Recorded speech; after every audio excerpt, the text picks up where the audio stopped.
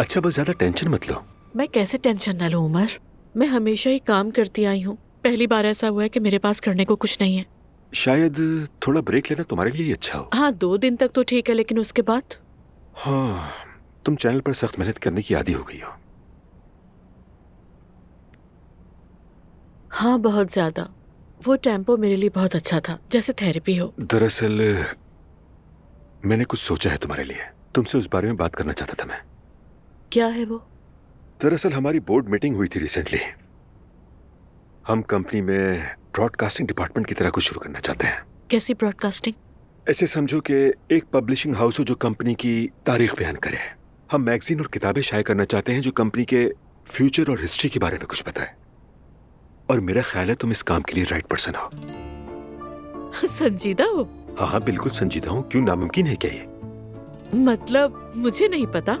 वैसे तुम्हारी कंपनी के अपने रूल्स होंगे ना, तो क्या ये अजीब नहीं लगेगा उमर?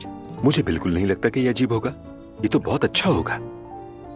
अहम बात यह है कि तुम चाहती हो या नहीं, बस ये सुनना चाहता हूँ मैं। मैं क्यों नहीं चाहूंगी, बिल्कुल चाहती हूँ मैं। उमर,